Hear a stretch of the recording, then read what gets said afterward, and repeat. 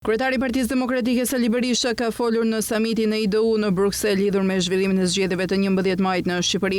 Berisha ka cilësuar zgjedhjet parlamentare si një farse paralajmëruar dhe parashikuar në 3 rezoluta ndërkombëtare të IDU-s, PPE-s dhe CDI-s. Berisha u shpreh se zgjedhjet në Shqipëri kishin rezonim më të keq të anëtarët e IDU-s si zgjedhje më të dhunuara, si një farsë elektorale plot. Berisha tha se Edi Rama këtë mandat nuk do ta gëzojë.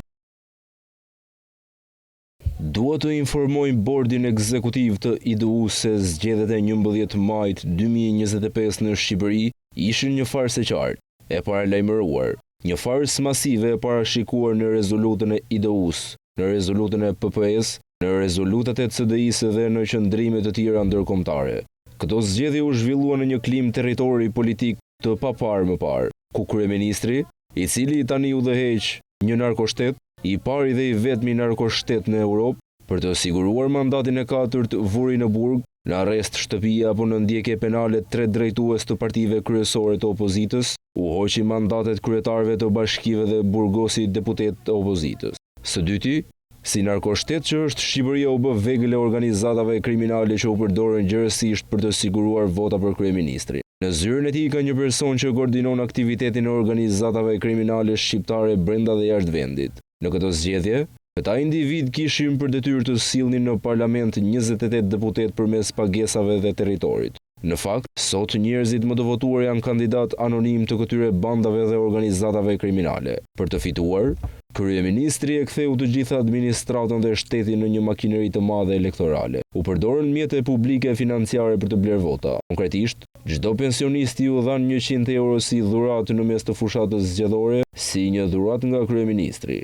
Por, zonja dhe zotërinj, pensionistët përbëjnë sot 48% e elektoratit në Shqipëri, pasi në 10 vjet janë larguar rreth 600.000 të rinj. Po ashtu, 2 ditë para zgjedhjeve kryeministri shpalli një amnisti për të gjitha gjobat dhe interesat 10 vjeçare, me një total mbi 200 milion euro.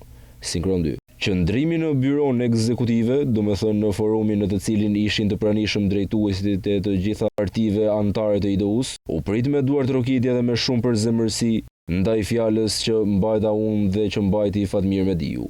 Realiteti shqiptar është i pakrahasueshëm. Është një nga realitetet më të trishta, jo vetëm në Europë, por në Afrikë dhe në vende të tjera, sepse ky është një forum ndërkombëtar. Natyrisht, nuk ishim të vetmit ne që referonim të burgosurit politik, proceset politike, grabitjet masive, por raste si Shqipëria nuk u paraqit ndonjë. Kur ndodh një blerje e hapur masive e votës, ku ndodhi në perëndim masiv i bandave, ku ndodhi shndërrimi i të gjithë shtetit në një monstër elektorale dhe u bë gjithçka për të dhunuar vullnetin e lirë të shqiptarëve. Pati mirëkuptim të plot për fjalën tonë. Bëm dhe takime të veçanta me personalitete të shquara të kësaj organizate për veprime dhe mbështetje konkrete. Mendoj se këto hapa janë jashtëzakonisht pozitive dhe të dobishme, por janë vetëm hapat e parë të një betejë të cilën opozita shqiptare do ta fitojë, sepse nuk mundet kurrë që dhuna, terrori, krimi, droga të mbizotërojë pavarësisht çfarëdo që të duket sot Edi Rama, e garantoj që këtë mandat nuk do ta gëzojë. Berisha shpreh se kërkon mbështetje nga qeveritë, nga IDU, PPE, CDI dhe qeveritë në pushtet që kombi shqiptar sipas tij të mund të votojë i lirë.